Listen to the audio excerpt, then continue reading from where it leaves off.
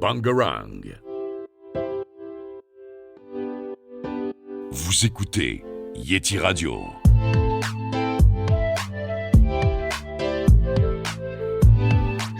Et bonjour tout le monde, vous écoutez Yeti Radio. Aujourd'hui nous sommes avec Julien, Nino, Charline, Lou, Anne-Victoria et Agathe. Et aujourd'hui notre invitée du jour est Madame Hélène Angot.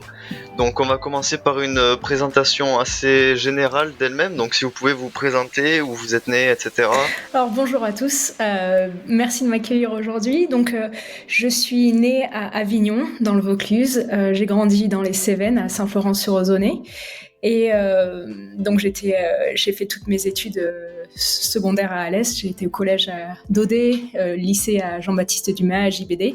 Et ensuite, après mon bac, j'ai fait mes études à Montpellier.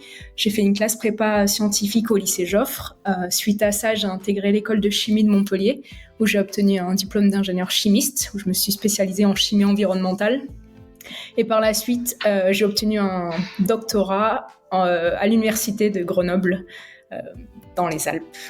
Alors, est-ce que vous pouvez nous faire un bref résumé de votre parcours professionnel ?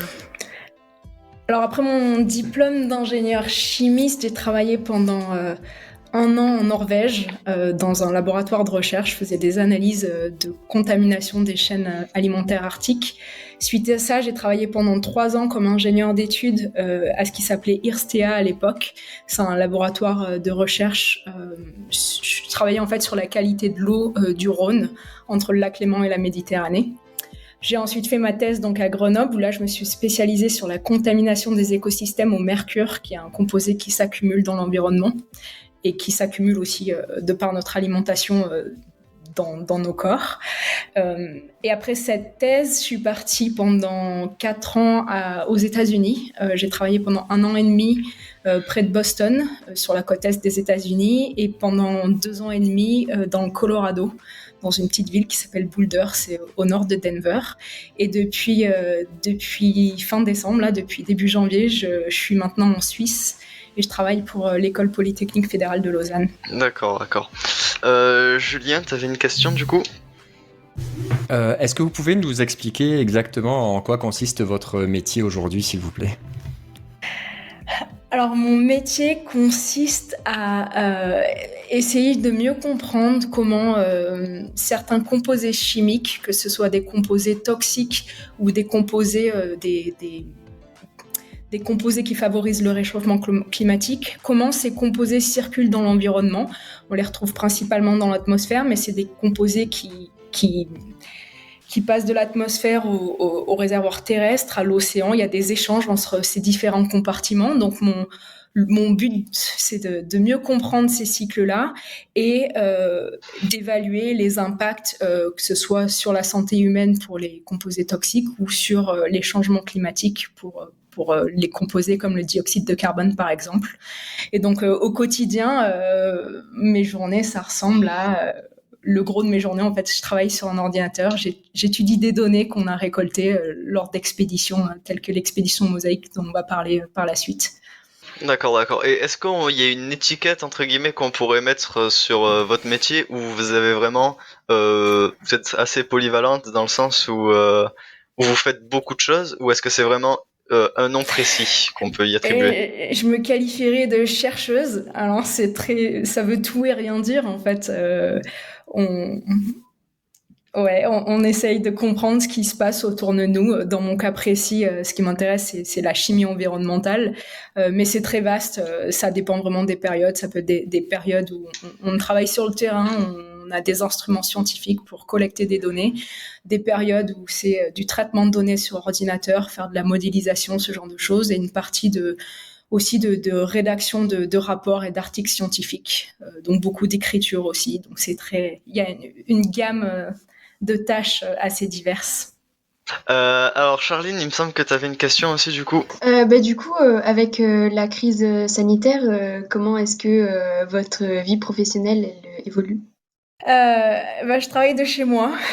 C'est pas très glamour. Je travaille sur mon ordinateur de la chambre d'amis toute la journée, puisque je disais tout à l'heure que je travaille à l'EPFL, l'École Polytechnique Fédérale de Lausanne, et ils ont fermé l'université, donc c'est du télétravail pour tout le monde. Nino aussi. À quelle mission avez-vous participé et pourquoi et quand? Alors, au cours de mon cursus et de mes activités professionnelles passées, j'ai participé à pas mal d'expéditions, notamment dans les terres australes françaises, qui sont des petites îles dans l'océan Indien. J'ai aussi travaillé, j'ai fait 2 longues missions de terrain en Alaska, et ce dont je pense qu'on va parler plutôt aujourd'hui, c'est l'année dernière. Donc, j'ai participé à une expédition en Arctique qui s'appelait l'expédition Mosaïque. Donc, ça a été pendant 1 an. Le but du jeu, c'était d'améliorer notre compréhension du système climatique arctique, puisque l'Arctique se réchauffe beaucoup plus vite, 2 à 3 fois plus vite que le reste de la planète. C'est un phénomène qu'on appelle l'amplification arctique. Et pour autant, donc, l'Arctique se réchauffe extrêmement vite. On a du mal à comprendre pourquoi, les tenants et les aboutissants. Et donc, cette expédition, elle était spécifiquement dessinée pour mieux comprendre ce système climatique. Et donc pendant 1 an, des chercheurs dont je fais partie, on s'est relayés à bord d'un bateau, le Polarstern, qui est un brise-glace allemand, qui s'est laissé dériver en Arctique, et donc qui servait en fait de plateforme de recherche en plein cœur de l'océan Arctique. Vous nous avez donné les exemples du coup de vos missions, mais concrètement, une fois que les missions sont terminées, que vous retournez chez vous, qu'est-ce que vous faites? On analyse des données. Donc là, pendant 1 an, on a collecté des données. On a des centaines de térabytes de données sur des disques durs.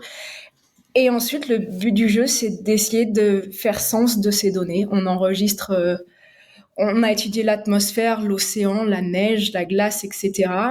On a des chiffres, c'est des tableurs avec des dates, des concentrations en composés. Bon, mais qu'est-ce que ça veut dire? Qu'est-ce qu'on fait de tout ça?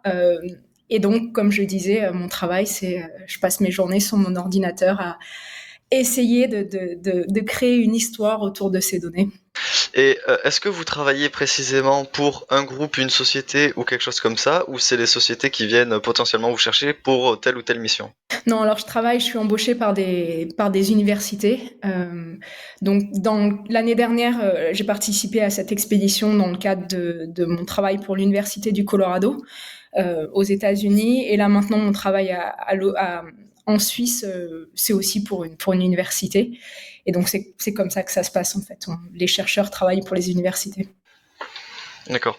Moi j'avais une autre question aussi vis-à-vis de vos interventions que vous faites, donc comme par exemple à Jean-Baptiste Dumas dans les lycées. Est-ce que déjà vous faites ça assez souvent? Est-ce que c'est très ponctuel ou voilà, comment ça se passe à chaque fois quoi? J'essaye de faire ça quelques fois par an. C'est quelque chose que j'aime faire, et c'est, à mon sens, une part essentielle du travail de chercheur, puisque faut pas oublier que la recherche qu'on fait, elle est financée par des fonds publics. Donc ça me paraît normal qu'il y ait un retour vers ceux qui nous donnent l'argent, donc d'expliquer ce qu'on fait avec cet argent et pourquoi. Et puis c'est quelque chose que j'aime faire, je trouve ça très intéressant. Et cette expédition en Arctique, je trouve qu'elle se prête totalement à ce genre d'exercice, puisqu'on a des superbes images, des images de l'Arctique, des images d'ours polaires, et c'est assez facile, je pense, de communiquer sur ces thématiques-là. Julien, vas-y. Est-ce que vous avez des heures d'enseignement aussi qui sont prévues à l'université?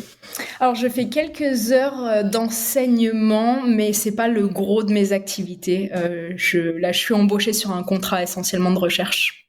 Ok, Nino, t'avais une question aussi? Je voulais savoir, du coup, est-ce que ça vous arrive donc de travailler essentiellement sur des centres français, ou c'est des fois des centres européens ou mondiaux? Alors, je travaille pour des universités précises, donc par le passé aux États-Unis, maintenant en Suisse. Après, notamment ce projet, l'expédition Mosaïque, c'est une expédition internationale qui a été montée. Ça a coûté plusieurs centaines de millions d'euros, donc ça a été financé par plusieurs pays. Essentiellement l'Allemagne et les États-Unis, et donc on se retrouve en fait à collaborer tous ensemble. Il y a des chercheurs d'une vingtaine de pays qui étaient présents. Donc j'ai beau être embauchée par une université précise, on travaille au final tous ensemble sur ce genre de grosses campagnes. Et vous étiez combien lors de cette expédition Mosaïque? Alors en tout, on s'est relayé pendant toute l'année. Personne n'était assez fou pour partir plus d'un an sur un bateau en Arctique, donc on s'est relayé tous les 3 mois en moyenne. Au total, je crois qu'on a été plus de 400 à partir. Et par tronçon d'expédition, on était à bord, je dirais, autour de 50 scientifiques. D'accord. Plus après tout le personnel technique pour le fonctionnement de la mission et du bateau. Bangarang. Vous écoutez Yeti Radio. Bon, parfait, je pense qu'on va s'arrêter là-dessus pour la première partie. On se retrouve très vite pour la seconde partie qui va traiter justement de cette expédition mosaïque. Merci à tous.